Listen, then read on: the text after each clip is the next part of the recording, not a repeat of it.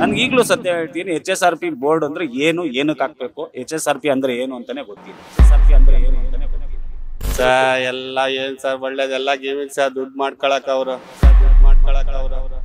ಈಗ ಗೌರ್ಮೆಂಟ್ ಇಂದ ಯಾವ್ದೋ ಒಂದು ಆ್ಯಪ್ ಬಿಡ್ತಾನೆ, ಸೊ ಅದು ಸರ್ವರ್ ಬಿಸಿ ಅಂತ ಬರುತ್ತೆ, ಇಲ್ಲ ಎರರ್ ಅಂತ ಬರುತ್ತೆ,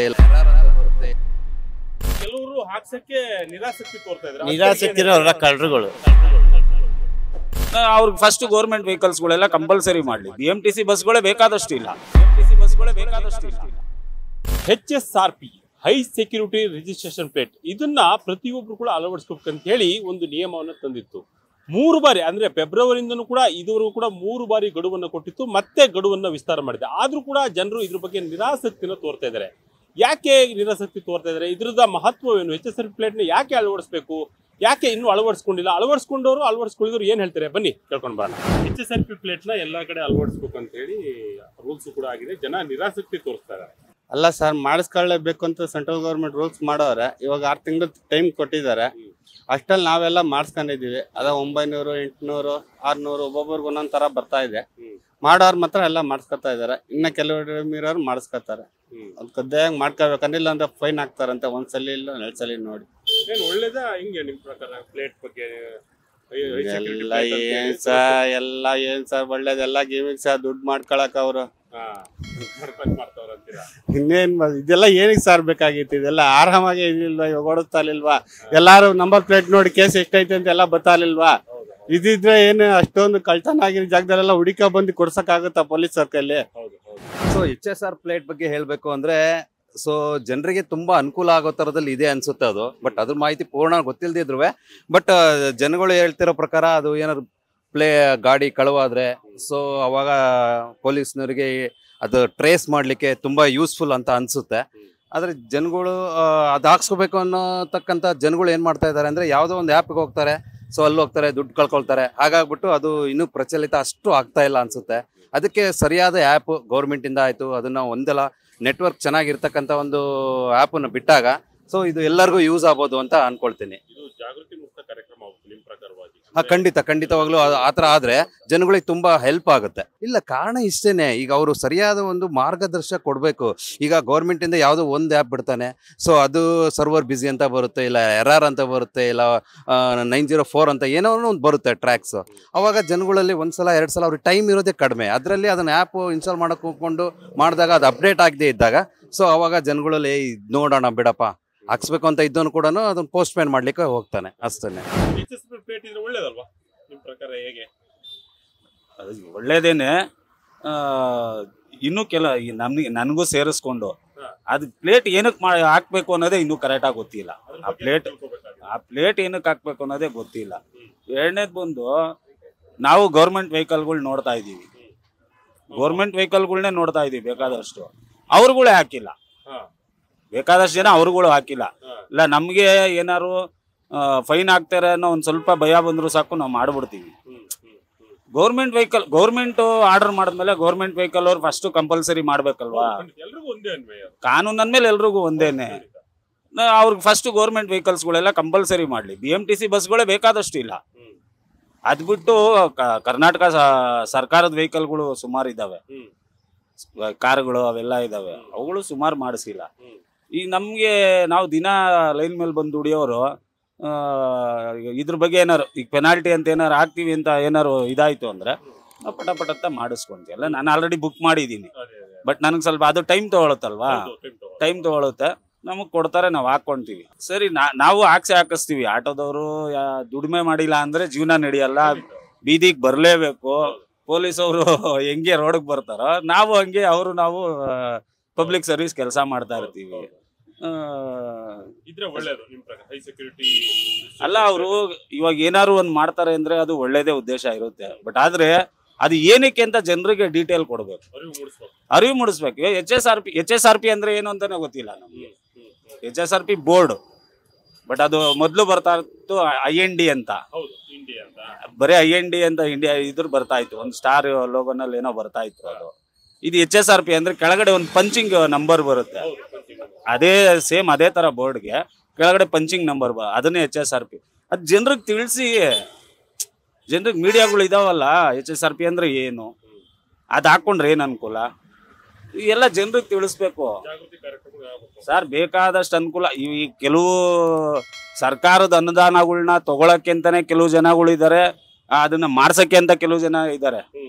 ಕೇಂದ್ರ ಸರ್ಕಾರದಾಗ್ಲಿ ರಾಜ್ಯ ಸರ್ಕಾರದಾಗ್ಲಿ ತಳಮಟ್ಟದಲ್ಲಿ ನಮ್ಮಂತವ್ರಿಗೆ ಎಜುಕೇಶನ್ ಇರೋರ್ಗೆ ಇಲ್ದಿರೋರ್ಗೆ ಎಲ್ಲಾರ್ಗು ಒಂದೇ ಇರೋದು ಮೀಡಿಯಾ ಅನ್ನೋದಿದೆ. ತಿಳಿಸ್ಲಿ. ನನ್ಗೆ ಈಗಲೂ ಸತ್ಯ ಹೇಳ್ತೀನಿ, HSRP ಬೋರ್ಡ್ ಅಂದ್ರೆ ಏನು, ಏನಕ್ಕೆ ಹಾಕ್ಬೇಕು, HSRP ಅಂದ್ರೆ ಏನು ಅಂತಾನೆ ಗೊತ್ತಿಲ್ಲ.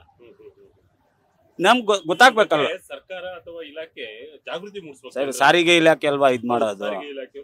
ಏನಕ್ಕೆ ಮಾಡಬೇಕು. ಈಗ GPS ಅಂತ ಎಲ್ಲ ಏನು ಇದ್ ಮಾಡ್ತಾ ಇದಾರೆ. ನಮ್ಮ ಆಟೋಗೆ ಏನು ನೆಸೆಸಿಟಿ ಇದೆಯೋ ಇಲ್ವೋ ಗೊತ್ತಿಲ್ಲ. GPS ಅಂತ ಈಗ ನಾನು ಒಂದು ಆಟೋ ನೋಡೋದಕ್ಕೆ ಅಂತ ಹೋದೆ, ಅವರು ಹೇಳಿದ್ರು ಇಲ್ಲ ಈಗ GPS ಇನ್ಕ್ಲೂಡಿಂಗ್ GPS ಸಮೇತ ನಾವು ಗಾಡಿ ಕೊಡ್ತೀವಿ ಹಿಂಗೆ ಅಂದ್ರು. GPS ಏನಕ್ಕಂತ ನೆಸೆಸಿಟಿ ಇದೆ. ಆಟೋ ಇವಾಗ ನಾವು ಆನ್ಲೈನ್ ಬಾಡಿಗೆಗಳು ಹೊಡಿತಾ ಇದೀವಿ. ನಾವು ನಮ್ಮ ಕಂಪ್ಲೀಟ್ ಡೀಟೇಲ್ ಅವ್ರ ಹತ್ರ ಇರುತ್ತೆ. ಇನ್ನೊಂದು ಹೇಳ್ತೀನಿ ನೋಡಿ, ನಾವು ಏನು ರ್ಯಾಪಿಡೋ ಊಬರು ಓಲಾ ಅಂತ ನಾವು ಇದು ಮಾಡ್ಕೊಂಡಿದ್ದೀವಲ್ವಾ, ನಮ್ಮ ಡ್ರೈವರ್ ಡೀಟೇಲು ಪ್ಯಾಸೆಂಜರ್ ಹತ್ರ ಕಂಪ್ಲೀಟ್ ಇರುತ್ತೆ. ಬಟ್ ಆದ್ರೆ ಅದೇ ಪ್ಯಾಸೆಂಜರ್ ಡೀಟೇಲ್ ನಮ್ಮ ಹತ್ರ ಇರಲ್ಲ. ನಮ್ಗೆ 2-3 ಸಲ ಫ್ರಾಡ್ ಆಗಿದೆ. ಇಳಿದ್ಬಿಟ್ಟು ಅಲ್ಲಿ ಹೋಗಿ ಏನೋ ಇದು ಮಾಡ್ತೀನಿ ಅಂದ್ಬಿಟ್ಟು ಹಂಗೆ ಹೋಗ್ಬಿಟ್ಟಿದ್ದಾರೆ. ಸರ್ 2 ನಿಮಿಷ ಬಂದೆ ಏನೋ ಕೆಲಸ ಆಯ್ತು, ಎಲ್ಲಿ ಹೋಗೋಣ ನಾವು ಸರ್. ಮಾಡಿದ್ರೆ 2 ಕಡೆ ಅನುಕೂಲ ಆಗ್ಬೇಕು ಸರ್. ನಮಗೂ ಅನುಕೂಲ ಆಗ್ಬೇಕು, ಅವ್ರಿಗೂ ಅನುಕೂಲ ಆಗ್ಬೇಕು. ಇದು ಮಾಡಿದ್ದಾರೆ ಒಳ್ಳೇದು. ಆಟೋದವರು ಕರ್ದಿ ಜಾಗದಲ್ಲಿ ಬರಲ್ಲ, ಅದು ಇದು ವಯಸ್ಸಾಗಿರೋರು ಇರ್ತಾರೆ.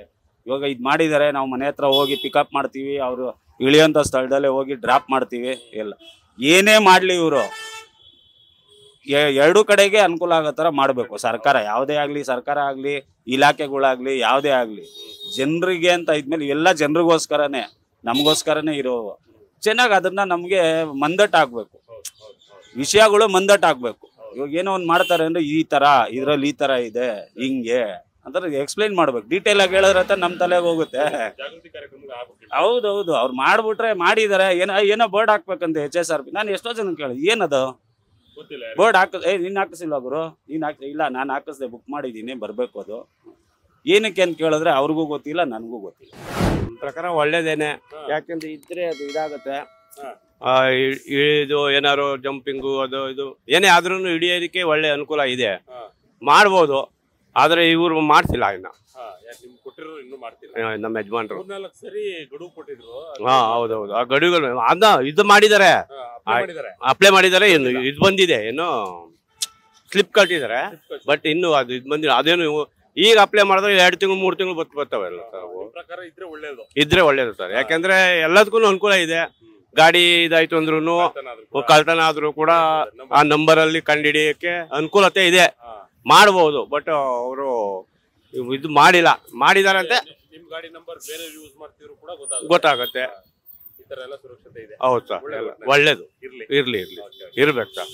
ಯಾಕೆಂದ್ರೆ ಎಲ್ಲದಕ್ಕೂ ಒಳ್ಳೇದಾಗತ್ತೆ. ಗಾಡಿ ಕಳುವಾದ್ರೂ ಆಗುತ್ತೆ, ಅಥವಾ ಈಗ ಸಿಗ್ನಲ್ ಜಂಪ್ ಆಗುತ್ತೆ, ಅಥವಾ ಇದ್ರು ಪೊಲೀಸರು ನೋಟೇಟ್ ಮಾಡ್ಕೋತಾರೆ ಇದ್ರ ಮೊಬೈಲಲ್ಲಿ. ಈಗ ಆದಷ್ಟು ಟೆಕ್ನಾಲಜಿ ಮುಂದಾಗಿದೆ, ಆದ್ರೆ ಇದ್ರೆ ಒಳ್ಳೇದು.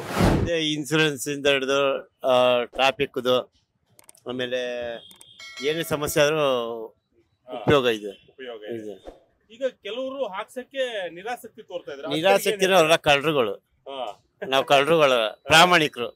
ದೇಶಕ್ಕೆ ದೇಶಾಭಿಮಾನ ಇರಬೇಕು, ಎಲ್ಲರೂ ಚೆನ್ನಾಗಿರ್ಬೇಕು ಅಂತ ಬಯಸೋರಿಗೆ ಅದೆಲ್ಲ ಅರ್ಥ ಆಗುತ್ತೆ.